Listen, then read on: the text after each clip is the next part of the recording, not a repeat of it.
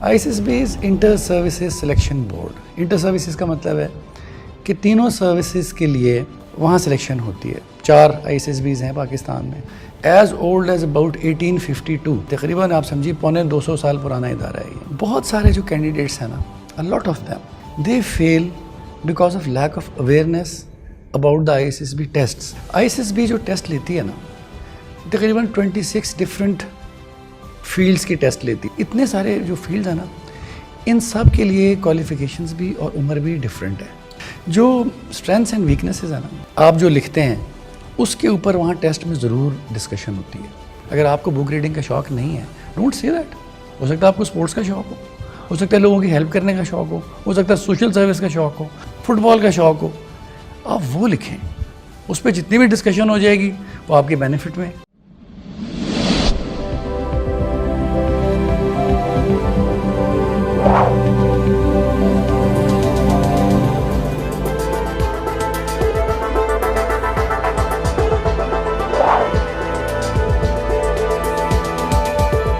अस्सलाम वालेकुम नाजरीन, शेयरिंग ऑफ प्रोफेशनल विजडम के साथ मैं हूं अली रहमान खालिद। आज जो मेहमान हमारे साथ मौजूद हैं वो डिप्टी प्रेसिडेंट हैं ISSB के। ये हमें बताएंगे कि ISSB का टेस्ट कितना ज़रूरी है और इसको क्लियर करने के लिए क्या क्या स्किल्स आपके पास होने चाहिए और इसके इंटरव्यू में ख़ास तौर पे क्या क्या सवाल पूछे जाते हैं, क्योंकि ISSB के तकरीबन 3000 कैंडिडेट्स का ये इंटरव्यू अब तक कर चुके हैं। पिछले 29 साल से आर्मी में सर्विसेज दे रहे हैं। हम इनसे जानेंगे कि अपने तजुर्बे की रोशनी में इस टेस्ट के बारे में और जो लोग इस फील्ड में आना चाहते हैं उनके लिए गाइडेंस प्रोवाइड करें। आइए इनसे मुलाकात करते हैं। बहुत बहुत शुक्रिया सैयद अली जाफरी साहब आपकी तशरीफ़ आवरी का। सर, सबसे पहले तो मुझे ये बताइएगा, आप पिछले 29 साल से आर्मी के साथ मुंसलिक हैं और आप ISSB के 3000 से ज़्यादा इंटरव्यूज़ कंडक्ट कर चुके हैं। ये ISSB का टेस्ट क्या होता है और इसमें कैसे सिलेक्ट किया जाता है लोगों को और ये सारा प्रोसीजर कैसे चलता है, इसके बारे में बताइएगा। जी, thank you very much for inviting me. ISSB is inter services selection board. Inter services का मतलब है कि तीनों सर्विसेज के लिए, आर्मी के लिए, नेवी के लिए, एयरफोर्स के लिए वहाँ सिलेक्शन होती है। 4 ISSBs हैं पाकिस्तान में, तो वहाँ होती है सिलेक्शन होती है और उसमें भी टेस्ट होते हैं 4 दिन। साइकोलॉजिस्ट का टेस्ट होता है, साइकोलॉजी का, डिप्टी प्रेसिडेंट का इंटरव्यू होता है, आउटडोर टेस्ट होते हैं। उन सारे टेस्ट को करके वो उसके बाद रिज़ल्ट निकालते हैं। Then they discuss it very thoroughly और फिर इसका इवेंचुअली नतीजा निकालते हैं। And it's as old as about 1852। अच्छा, हाँ जी, तकरीबन आप समझिए 250 साल पुराना इदारा है ये। Very refined. सर, आप 3000 से ज़ायद इंटरव्यूज़ कंडक्ट कर चुके हैं। आपके ख़्याल में वो क्या एक वीकनेस है जो कैंडिडेट्स में पाई जाती है जिसको वो ओवरकम करके ज़्यादा बेहतर तौर पे टेस्ट में और इंटरव्यू में पेश हो सकते हैं? जी, बहुत सारे जो कैंडिडेट्स हैं ना, a lot of them they fail because of lack of awareness about the ISSB tests. यानी आप ये सोचिए कि जब एक दफ़ा लोग जाते हैं टेस्ट देने के लिए, तो वहाँ पे तकरीबन उनका कोई 10% के करीब सिलेक्शन रेट है। 100 बंदे जाते हैं तो 10 के करीब सिलेक्ट होते हैं। ठीक हो। लेकिन जो लोग एक दफ़ा फेल होने के बाद दोबारा जाते हैं, उनकी सिलेक्शन की रेशो इससे बेहतर है। वो 16-17% है। वो इसलिए बेचारे फेल हुए होते हैं कि पहली दफ़ा वो तैयारी करके नहीं आए होते and they have no idea कि हम कहाँ जा रहे हैं, टेस्ट क्या होंगे। So in that time they are shocked. जब एक दफ़ा वो उससे गुजर जाते हैं, नेक्स्ट टाइम दे पास। सो इसलिए बेहतर ये है कि आप इसको सीरियसली लेके तैयारी करके and then you go. Sir, ये ISSB का जो टेस्ट है इसकी कोई प्री रिक्विजिट्स क्या हैं? हाँ, ISSB जो टेस्ट लेती है ना, तकरीबन 26 डिफरेंट फील्ड्स की टेस्ट लेती है। फॉर इंस्टेंस PMA के लॉन्ग कोर्स के लिए ले लेगी, PMA के टेक्निकल ग्रेजुएट्स के लिए ले लेगी, कोई नेवी में अगर कोई MBA जा रहा है उसके लिए ले लेगी, किसी लॉयर के लिए ले लेगी, एयरफोर्स के लिए, एरोनॉटिकल इंजीनियर के लिए, या किसी, इतने सारे जो फील्ड्स हैं ना, इन सब के लिए क्वालिफिकेशंस भी और उम्र भी डिफरेंट है। आर्मी के लिए जो लॉन्ग कोर्स के लिए जाते हैं, that's FA, FSC, A levels and you know about minimum 18 years of as.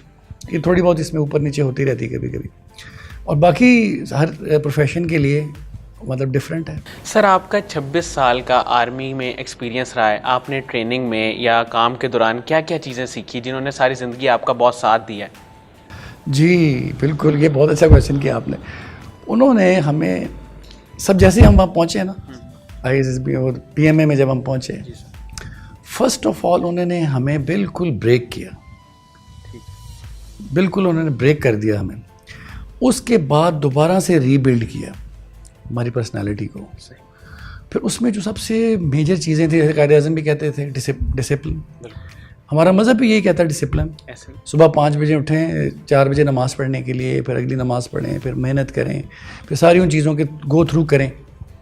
Discipline is the best thing जो आर्मी आपको देती है, फोर्सेस देती हैं। And then second is hard work, and then you become very systematic over the period of time. फिर आप बहुत systematic हो जाते हैं। वो आपकी पर्सनल लाइफ में भी हेल्प करती है आपको, और फ़ौज में भी हेल्प करती है।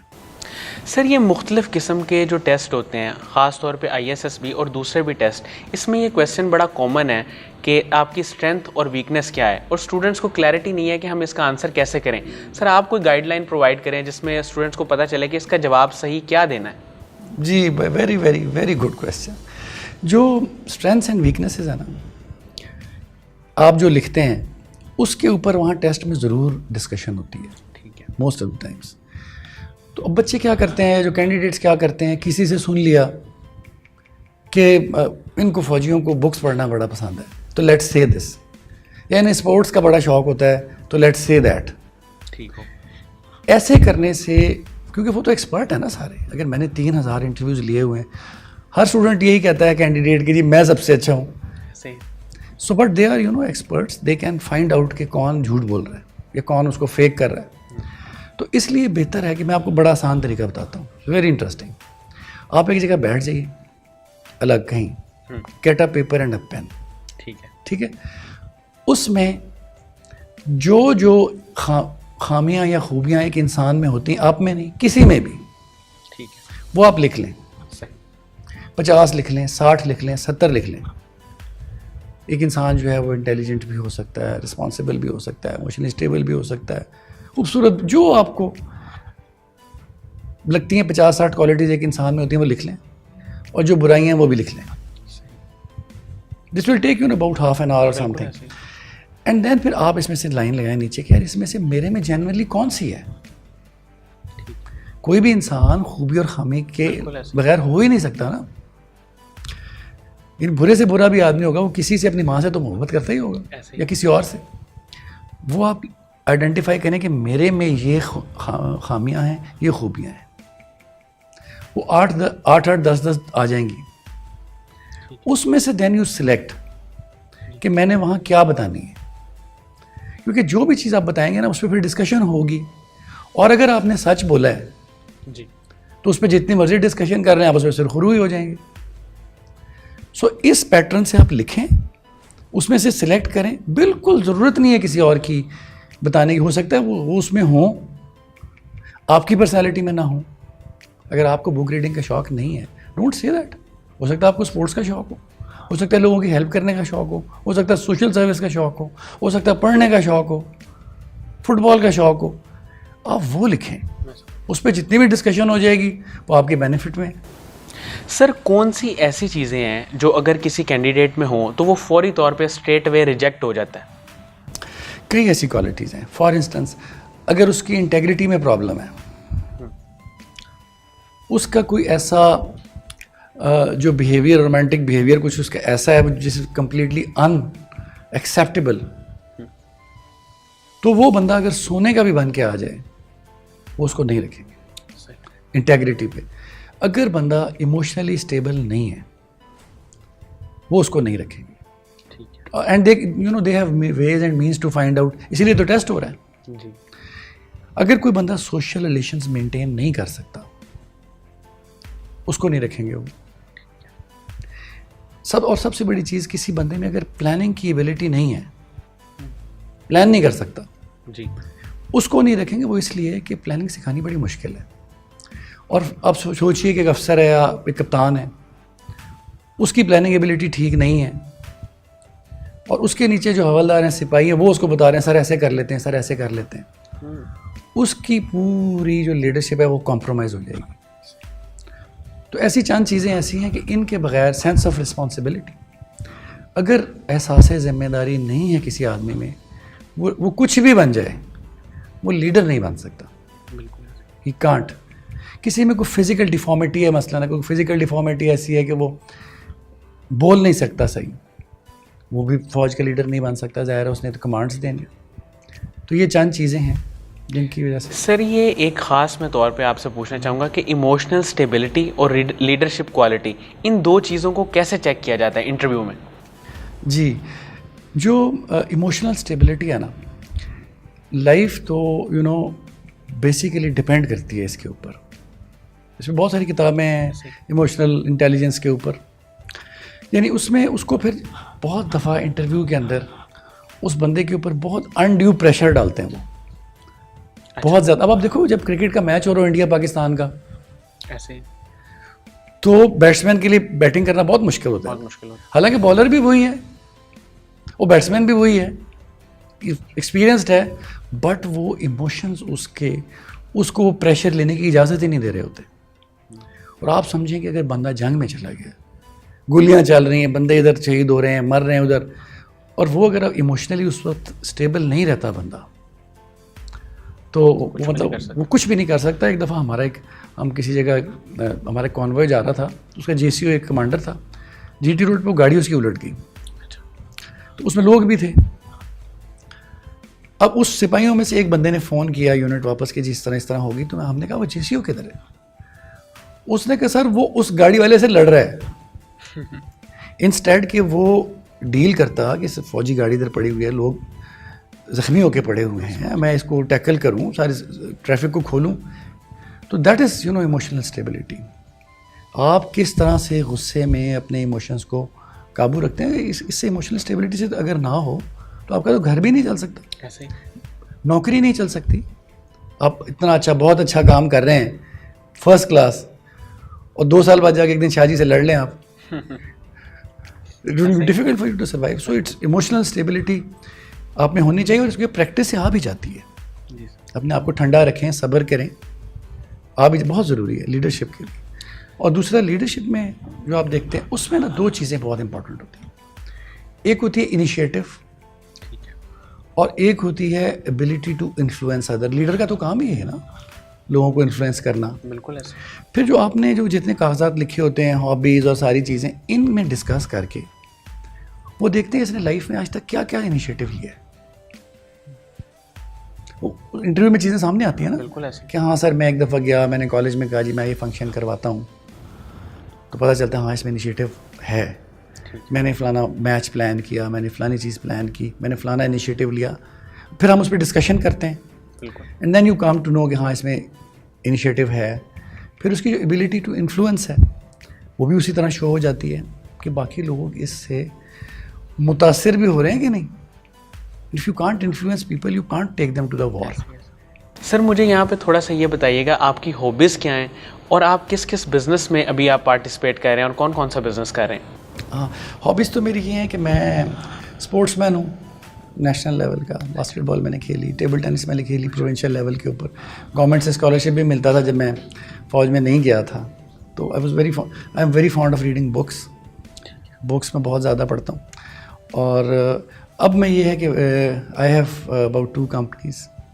एक है 360 प्रॉपर्टी मैनेजमेंट सर्विसेज, जो पाकिस्तान से बाहर लोग हैं, रहते हैं एक्सपर्ट्स, उनकी जो पाकिस्तान में प्रॉपर्टीज़ हैं उनको मैनेज करते हैं, उनको मेंटेन करते हैं, रेंट वसूल कर लिया, ठीक कर दिया, उसको सेल कर दिया, उसको इस तरह की चीज़। एक ये कंपनी है, और दूसरी है एक पैराडाइज फार्म्स। मैं एक जगह किसी जगह बहुत सारे फार्म हाउसेस वगैरह बना रहा हूँ।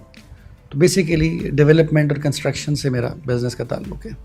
सर आपके अंदर एक खिदमत खल्क़ का जज्बा भी है और इसी के तहत आपने मकसूद फाउंडेशन भी बनाई। सर इसमें इसका क्या क्या विज़न है, मिशन है, और ये किस तरह से काम कर रही है?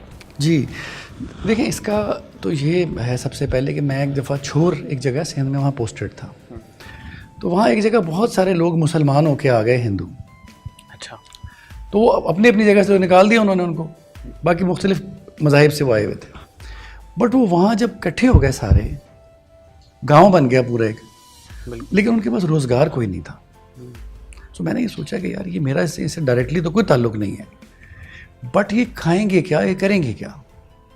फिर मैंने खुद पैसे लिए कुछ अपने जेब से, दोस्तों से, घर वालों से, सब लोगों से पैसे इकट्ठे करके मैंने कुछ 7 लोगों को कारोबार शुरू करवाया, छोटे छोटे कारोबार। किसी ने रेडी लगाई, किसी ने फ्रूट का स्टॉल लगाया, कोयले की भट्टी लगाई।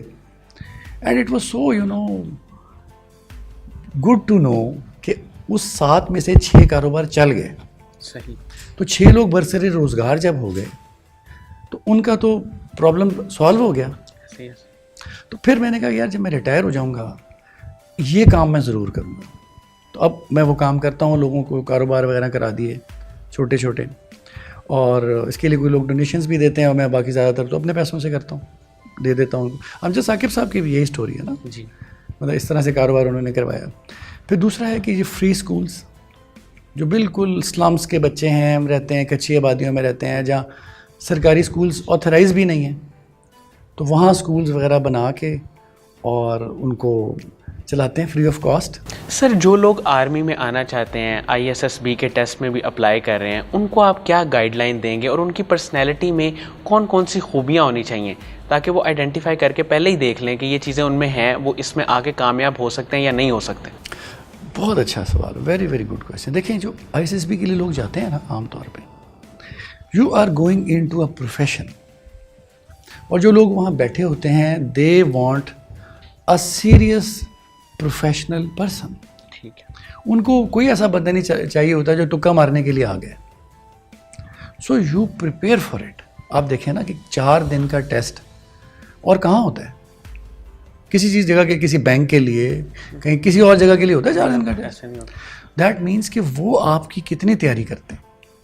जब आप वहाँ पहुँचे भी नहीं होते तो उन्होंने आपके पूरे स्पेसिफिक आपके नोट्स बनाए हुए होते हैं। तो इसलिए ज़रूरी है कि आप ख़ुद भी सीरियसली 6 महीने साल कम से कम तैयारी करें। फ्लूक नहीं लगता उसमें फिर ये है कि आप पढ़ें, जो आर्मी में जहाँ जिस चीज़ का, ये नेवी में, एयरफोर्स में जिस चीज़ का शौक़ है उसकी अच्छी से नॉलेज लें। ठीक है। वो नज़र आ जाती है इंटरव्यू में फ़ौरन ही, 2-4 सवाल पूछते हैं तो नज़र आ जाती है। सबसे पहली चीज़ work hard, and second thing very very important is कि अपनी पर्सनैलिटी को चेंज करने की बिल्कुल कोशिश मत करें। ठीक है। उससे बंदा फेल हो जाता है जाके।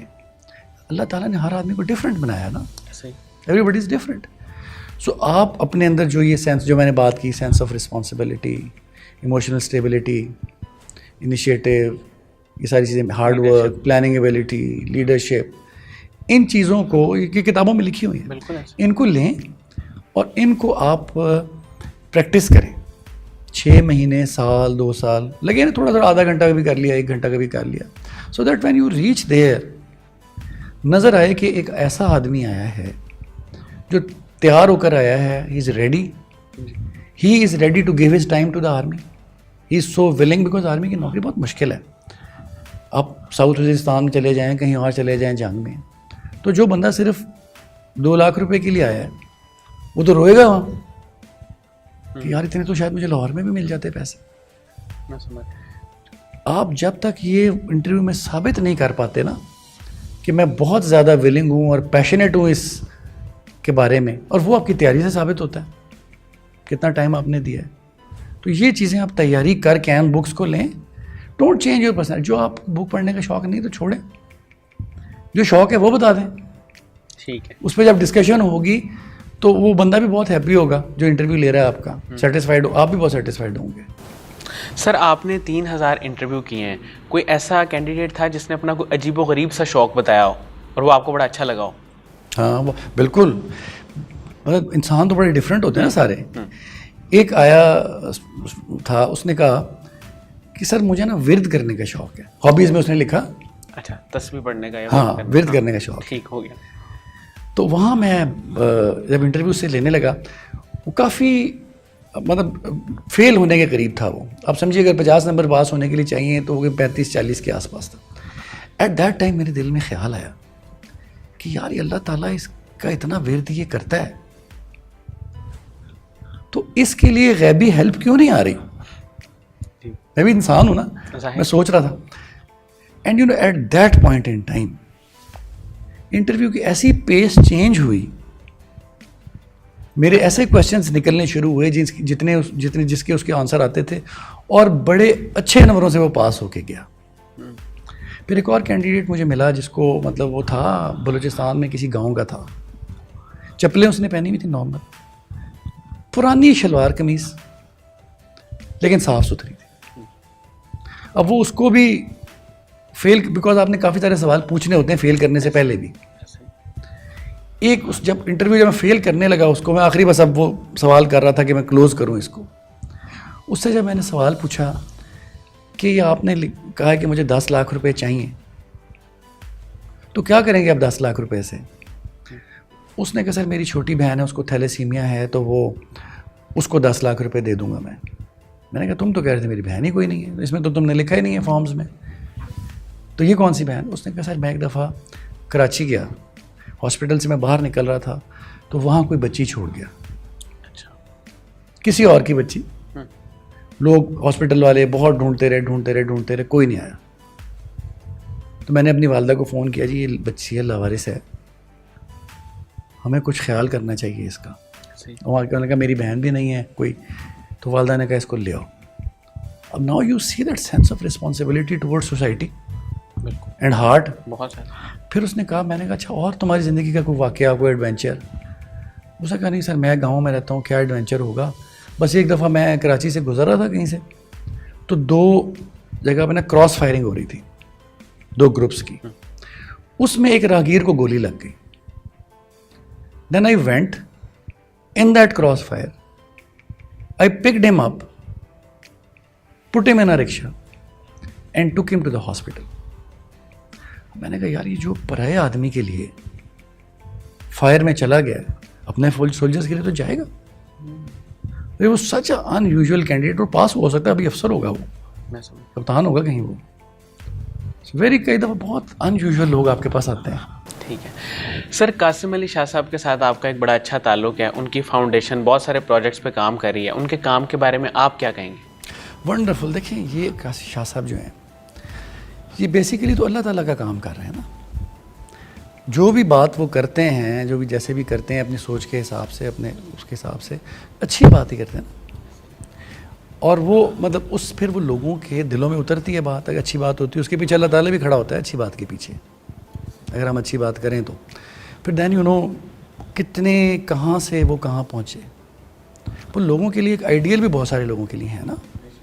कहाँ से उठे, इतनी काम लाइफ में वो क्या क्या उन्होंने अचीव किया अपनी मेहनत से, खुदा के करम से, लोगों को मुफ्त एजुकेशन देना, चैरिटीज़ बनाना, मतलब मेडिकल, सुलह, क्या क्या काम वो कर रहे हैं। और एक आदमी जो सारा दिन अपना अल्लाह ताला के लोगों को अच्छी बातें समझाने में गुजार दे, तो ज़ाहिर उससे तो इंस्पायर होना बनता है ना। और हम बाकी लोगों को भी करना चाहिए। जैसे मैं आज आपके पास आया हूँ, शाह साहब से इम्प्रेस हो गया ना कि यार वो अच्छी बात अब लोगों को बता रहे हैं, चलो जो हमें पता है हम भी लोगों को बताएं, नेक्स्ट जनरेशन के काम आए। बहुत बहुत शुक्रिया सैयद अली जाफ़री साहब, आपने हमारे लिए वक्त निकाला, आपका शुक्रगुजार हूँ। नाज़रीन, मुझे उम्मीद है कि जो लोग ISSB के टेस्ट के हवाले से जानना चाहते हैं कि उसमें किस किस तरह के सवाल होते हैं और आप किस किस तरह से इसको प्रिपेयर कर सकते हैं, उनके लिए इंटरव्यू इंतहाई मुफीद साबित होगा। बहुत बहुत शुक्रिया, अपना बहुत ही ख्याल रखिएगा। अल्लाह हाफ़िज़।